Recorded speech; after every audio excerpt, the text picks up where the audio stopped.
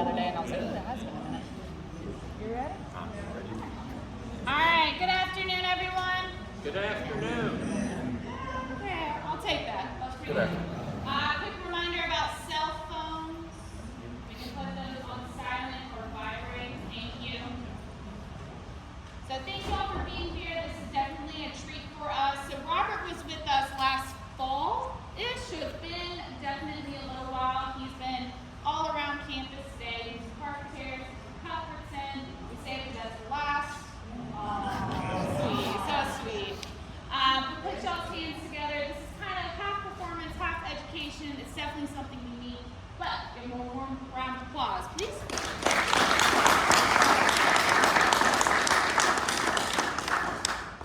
Good afternoon, and thank you, Ashley. Thank you very much for having me. It was great to be here last time, and it's great to be here this time. I don't live so close, so I just, especially want to thank Ashley and Sydney and Zari. They set it up so that I basically spend half the day playing in different places. I live in Mebane. Have you ever heard of Mebane? There's a outlet mall there, and then not much else. So Buc-ee's. But anyway, I'm Robert Buxton, and I play, mostly classical piano, and I'll talk a bit, maybe I'll talk a bit too much sometimes. I'd like to improvise something for you, because improvisation is what they did 200 or so years ago. And then somehow, us classical folks have stopped improvising. And I think we ought to do that. So, if you wouldn't mind to help me, I just need some random individual notes. Give me a few. Just give me one note to start, please. We'll make a melody. I was giving you a letter. That's okay. Let's see. And my pitch is not that perfect. So any other? A flat. Okay, a few more. You say E? Yeah. Okay. A couple more. G. Let's do that. But that works. You can do something with that. Okay.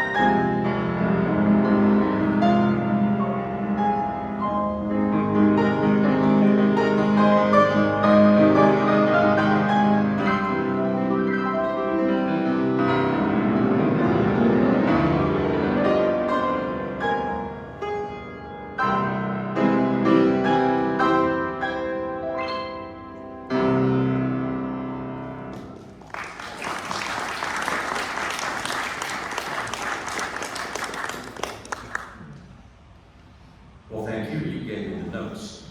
I just plugged it in. So now I'm going to play a piece that's probably very familiar, but maybe not in this particular version. This is Ave Maria by Franz Schubert. But I'm sorry, I don't sing. I'm really sorry. This is Franz Liszt's solo piano arrangement of the piece. So usually if you hear it sung, you hear it in Latin, sung to the Hail Mary prayer. But that's actually not what Schubert wrote it with. He used a different text. He used an excerpt of a poem by Sir Walter Scott called The Lady of the Lake, translated into German, not Latin. That excerpt is a prayer to Mary, so the subject matter is the same, but it's not what we normally hear today, some. I thought that was interesting. If you have dinner plans with people, you could tell them that. Hey, well, did you know that Schubert actually didn't write?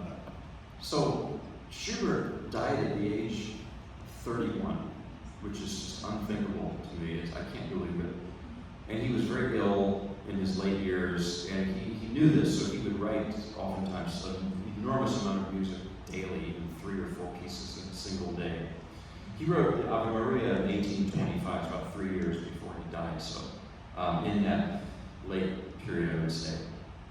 You know, when he died, he was penniless and he was unknown completely, except for a small group of friends in Vienna. Now, Franz Liszt, after Schubert's death, Liszt was kind of emerging as this, almost like a rock star, virtuoso, in the tradition of Paganini. I'm going to talk about Paganini later. But Liszt, at some point, came across the music of Schubert, and he was so moved by this music. Schubert is such a genius. He started especially focusing on doing arrangements of Schubert's Lieder, his song, L-I-E-D-E-R, Lieder, including this. And he played this piece and many other Lieder arrangements in his early recitals, popularizing them. We can maybe thank Liszt for popularizing Schubert. It's one of the big things he did. He started his concert performance, touring. He started that actually to raise money for a Beethoven statue in Bonn. I think Liszt, people tend to think of him as a superficial showman. I used to think that he was, but that's not so. He was so much more than that. He was even a philanthropic person. So this is Ave Maria, arranged by Schubert, by Liszt. It's Schubert Liszt, And what you're going to notice is the beginning, the first verse, is like very similar to what Schubert originally composed. So.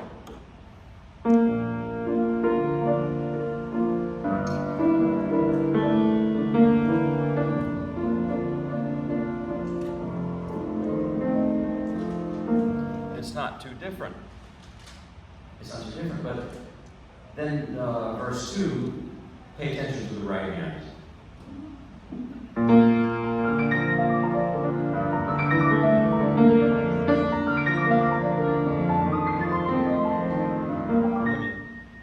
All that in the right hand, that ain't Schubert.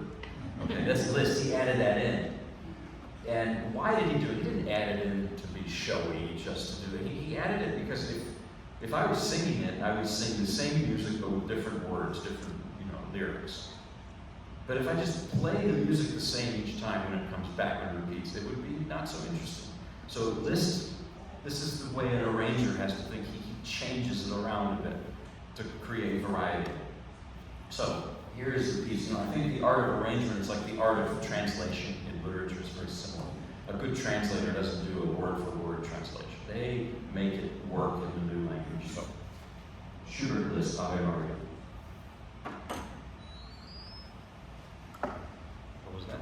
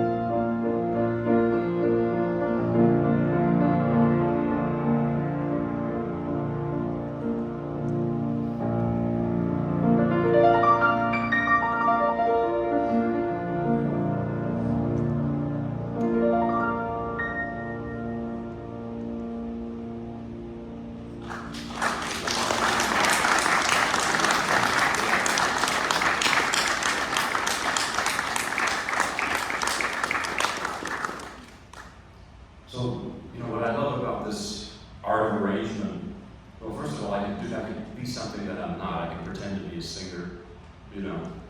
And I just love how it's a different angle of a familiar piece, how he does that, how Liszt interprets it. It's wonderful. So speaking of arrangements, pretty much everything I'm doing now for the last couple of years has been some sort of arrangement. I'm completely obsessed with the violin. And by the way, there's a violin version of that that's kind of led me to decide to play this. I'm obsessed with the voice, especially older recordings, violinists. There was a time a few years ago I wanted to switch to the violin, and my wife, who's also a pianist, talked me out of this. It was in the middle of COVID, and we had our first of two children. We had two boys, 4 and 6. 6-year-old was about 6 weeks old, and I said, I was very sleep deprived, I'm going to switch to violin. She said, I think you won't. Don't. So plan B was play some violin music on the piano. So the next piece is a violin piece. It's by Paganini. It's a caprice. I think last time I was here I played another piece from this set. So Paganini wrote, solo violin caprices. The word caprice is like capricious, off the cuff kind of. Paganini was, I think of him as like a Jimi Hendrix or Elvis of that time, early 19th century. I don't think I'm exaggerating because he was very, very controversial. People hated him. Some people thought he was possessed. Others adored him, loved him. Actually, the younger generations loved him. Like the Romantics, especially, Liszt, Schumann, they idolized him, pretty much.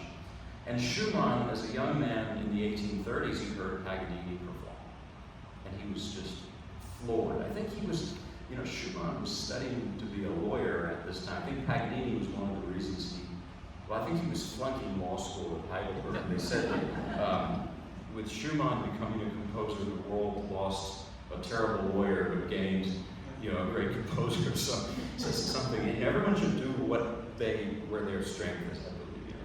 So, but at any rate, so that's Paganini. And Schumann, though, I tell you about him because these arrangements, I don't hear much Paganini, I hear Schumann almost exclusively. Because Schumann arranged 12 out of 24 caprices for piano. The one I'm playing today right now is number 11. So the first few sound like Paganini, and then as he kept doing these arrangements, his own style starts to come out and emerge. I think that's how a lot of composers would learn from others, like sort of doing their own arrangements. I think, for example, Liszt took a lot from Schubert in writing that piece. Doing that arrangement. So Schumann, I mentioned he went to law school. That didn't work out. He wanted to be a novelist. That didn't work out. Then he wanted to be a virtuoso pianist, and he was kind of a late starter, so he was practicing a lot, studying with a guy named Frederick Wieck. I don't know how he did this, but he got some kind of device meant to strengthen the pinky finger. Bad idea. He destroyed his hands, and so that didn't work out. And then he wanted to marry Clara Wieck, the daughter of Frederick Wieck, and Frederick thought that Robert Schumann was some kind of beatnik, bohemian. She shouldn't marry him. It was a big mess. And then finally, Schumann turned to composition after all of that. It's a very different story from Mozart or Mendelssohn, who they were just born writing music practically. So Schumann also struggled with bipolar disorder, which they didn't really know much about at that time. There's a wonderful pianist, he's a psychoanalyst and concert pianist, Richard Kagan. He does lecture concerts on Schumann, and he talks about his music from the, clinical perspective. It's unbelievable. I can't do that. I just play the piano. That's it. So I hear something manic in this first piece. I really hear like a manic monologue. The original piece for violin, something like that. It has a brightness to it, very Italian. So, Paganini was from Genoa originally. But when Schumann arranges it, suddenly it's more like, speak out, that's where he was from. It's a little disguised darker, and the mood is darker, and it sounds like Schumann. And I'll show you what I mean.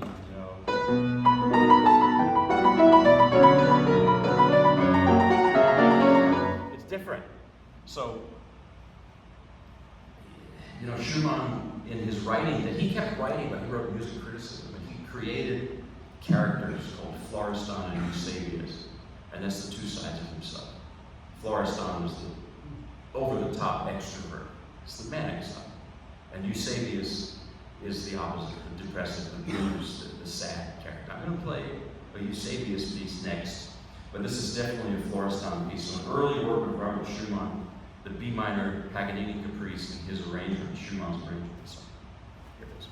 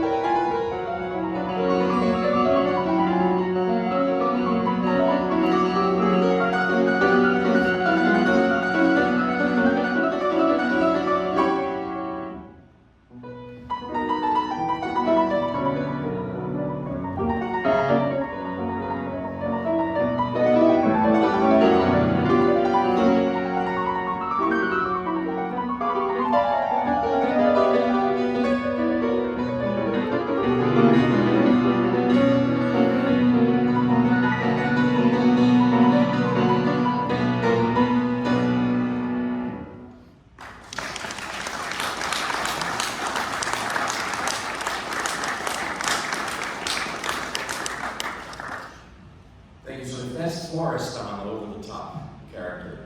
This next piece is a later work of Schumann's. It's the Eusebius character. It's the complete opposite in mood. It's so calm that it's even eerie. This is Abend Lied from his Opus 85, it's a late piece. And it's an evening song. And it's from a set of pieces called Music for Children, Young and Old. I love that title because Schumann wrote lots of music with a theme of childhood.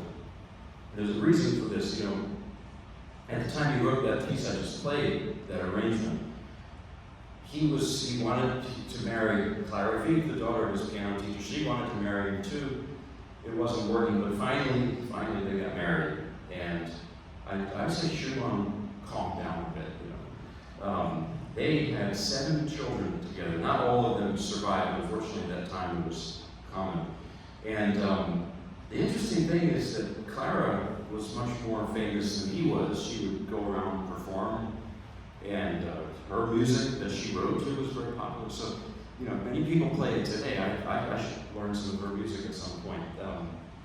But in some sense, Robert Schumann could be like a stay-at-home dad sometimes. And he embraced fatherhood. I told you he had bipolar. And I don't like it when people say, well, Schumann was crazy. He wasn't crazy. He had a condition. Wagner was crazy. That's different. He was, anti-Semitic, horrible person, Wagner, and he was crazy. But Schumann just had this condition. He was a wonderful person. He was a great husband. He was a great father, too, because as a father, he relived his childhood. And that's why he wrote so much music with the theme of childhood like this piece. It's just really tragic. Schumann, in his later years, around the time he wrote this, he started hearing voices. He started hearing a ringing note A in his head, just all the time. A lot of his late music was in the key of A. The piano concerto, it's hard to play with both of your hands, but it's in the key of A minor. He may have had lead poisoning, that's something else I read about him, but unfortunately he tried to jump into the Rhine River in the middle of winter. Some fishermen rescued him, and then he spent some time living in an asylum, which in those days was more like a prison than a mental institution. No visitors allowed, but Clara snuck in after a couple of years, spent time with him. I think the very next day he died at 46, which is just unbelievable. So this piece is, I call it eerily calm. I almost feel like he's saying goodbye in his speech. So it's very beautiful and very sad. Abend's Lied by Robert Schumann.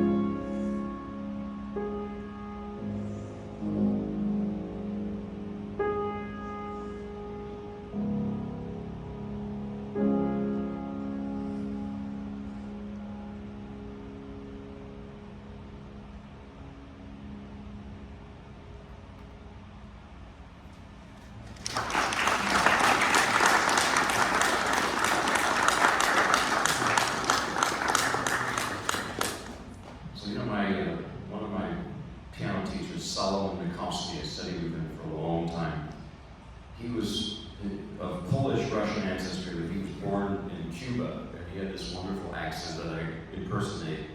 He didn't think it sounded like him, but it does. I would call other students and pretend to be him. You know, there's a way to mute your phone number. Anyway, not recommending you do that, but I would always tell them after 10 minutes. But I remember he would always tell me if I played something fast and loud, he would say with his accent, okay, anybody can play fast and loud, but to play something soft and slow, oh, so difficult. And so, I think he's right. And I love this piano. This is a Yamaha, they're my favorite pianos. Don't tell Steinway I said that. Because Yamahas have control. You can do minute things with it. So, this piano is amazing. Maybe I'm going to take it. No, I'm kidding. It's not easy. You know, that lyricism and that quiet, that introspection reminds me of a movie. I like movies a lot. And I haven't finished it, so if you know it, don't tell me. But it reminds me of the tone and the mood of the movie Paris, Texas. You ever seen that movie from 1984? Yeah, it has that slow, quiet, melancholic feeling to it.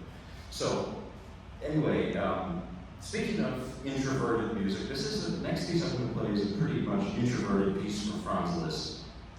Liszt, well, he was mostly an extrovert. But this piece, the Consolation number 3, it's very different from his normal compositions. So, the word consolation or consolation comes from a poem by Alphonse de Lamartine, who was a poet at that time, a French poet. You know, Liszt wrote this in 1849 when Chopin died. They were friends, somewhat rivals. If you read Chopin's letters, you'll find he could be a prickly person. I won't say more, but that's an understatement. And Chopin, you know, Liszt looked up to Chopin a lot. I don't think Chopin really looked up to Liszt at all. He looked down on him. There's a story about this. That Liszt was playing some of Chopin's etudes, and Liszt likes to add notes. Everyone did that back then. Even Chopin himself would always, they would add stuff, they'd improvise when they played. But I think Liszt must have added so much that Chopin, you know, he pulled him aside during the concert. He said, if you're going to play my music, play it. As I wrote it, you know. But Liszt outlived not all, but he outlived this generation of the Romantics. He outlived Mendelssohn, Schumann, Chopin. And this piece is a tribute to Chopin. It's in Chopin's style, really. I'll play you the beginning. It sounds like a Chopin opera, really.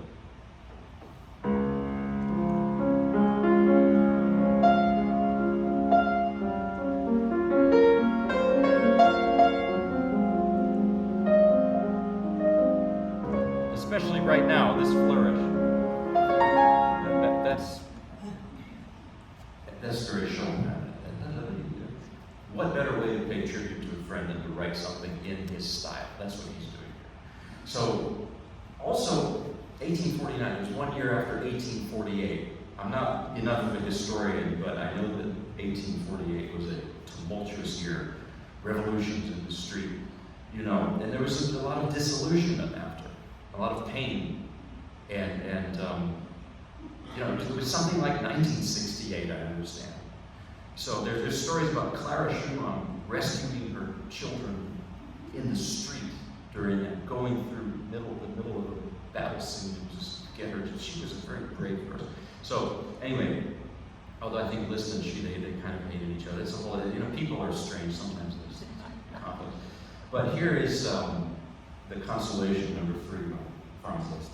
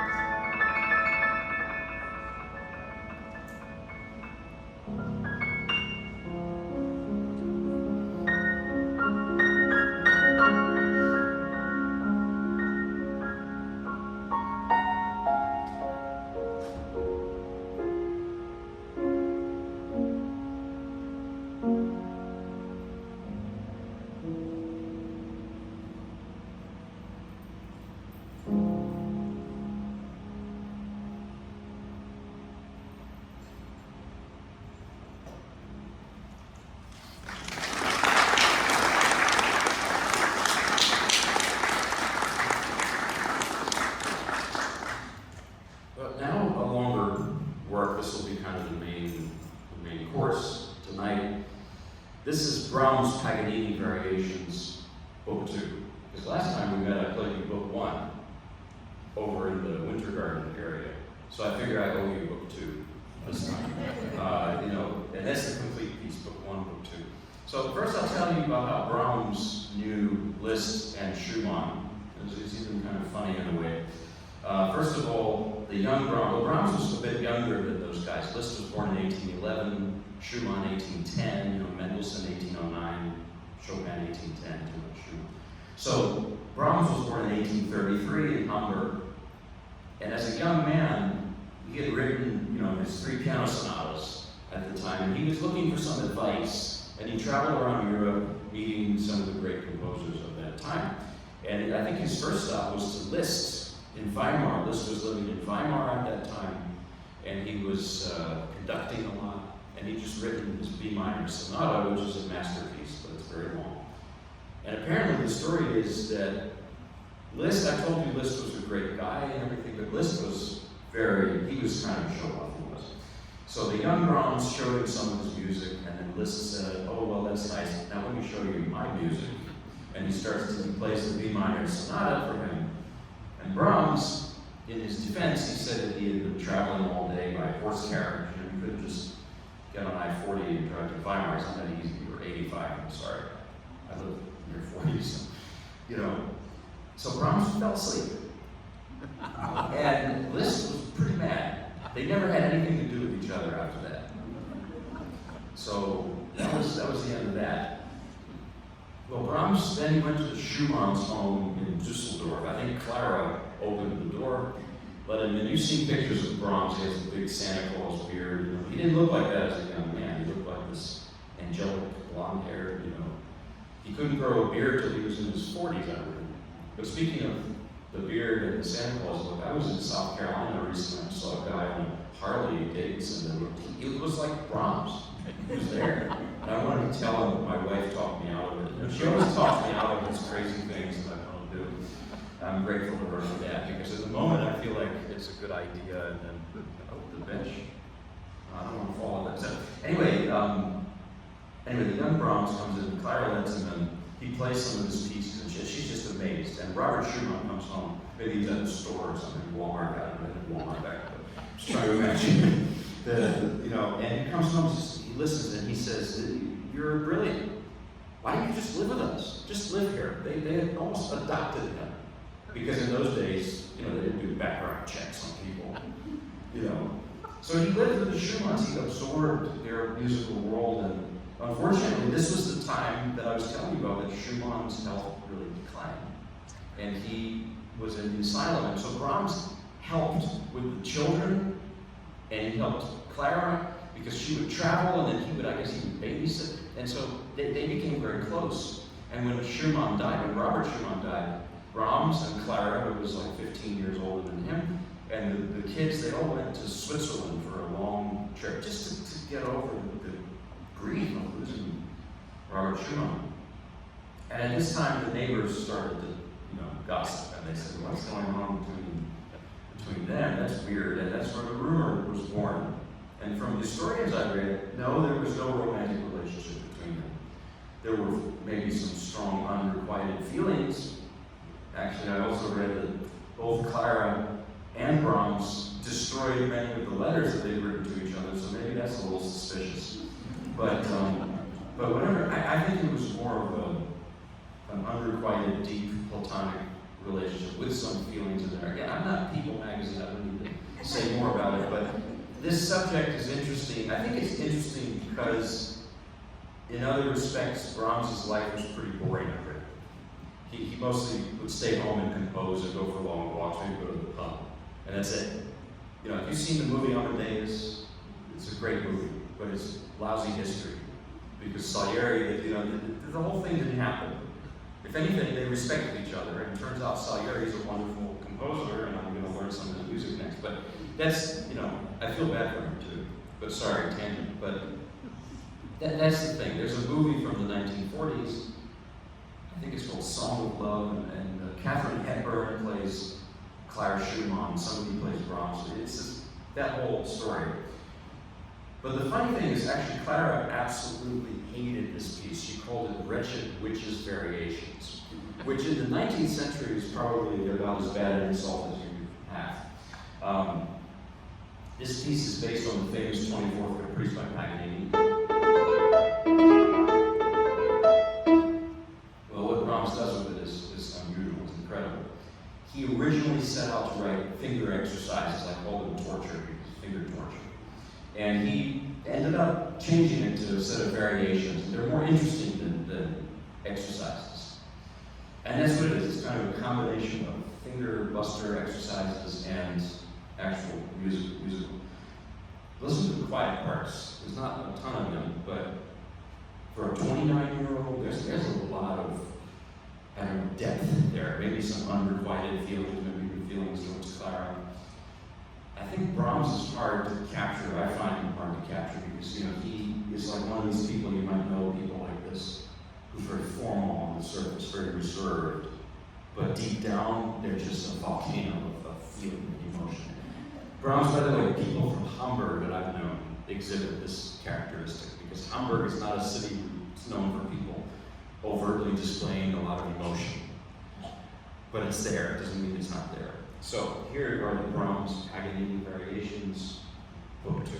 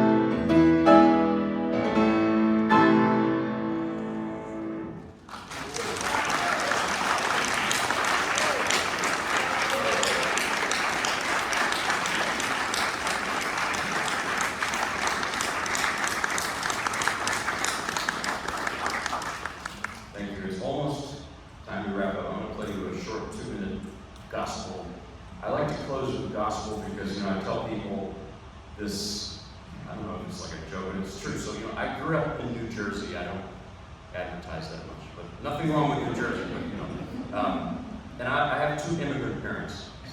My mother is an immigrant from the Soviet Union. She came in the 1980s, and she, raised me on classical music. Well, my dad's also an immigrant. He's from Southern Virginia. Raised me on all this old gospel music. He kept telling me when I would be practicing Mozart, he's like, when are you going to play some real music? Here's some real music. This is an old gospel song, Where Could I Go But to the Lord? And thank you all very much for coming and for having me today.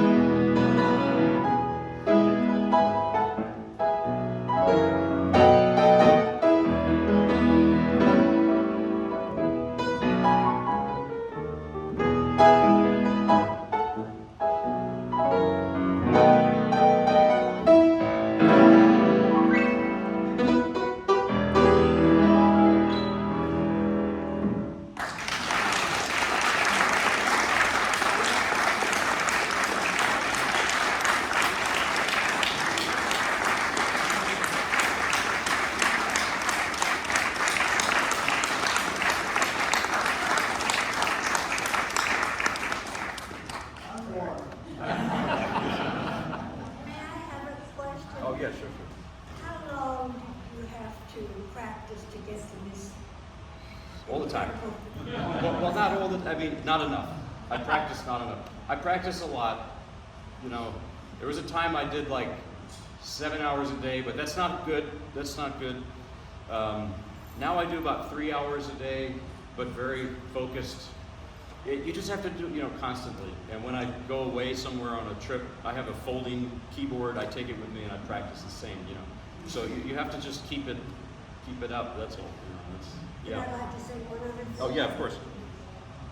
For 5 years, I've been on a walker, and I've been told by physical therapy that you can't get off the walker. Okay. That everybody. And because I wanted to see you so badly, and I promised myself, this is the day I'm giving up my walker. I want you to know that it took me longer because I missed You some of did it, it. but I'm on a cane that some dear soul loaned me, and Congratulations. it was well worth just to get here. I wish I could have heard it all, but Well, thank you very much. when you come back, I'll hear the rest of it. Thanks for coming. And I'm glad to hear your small voice.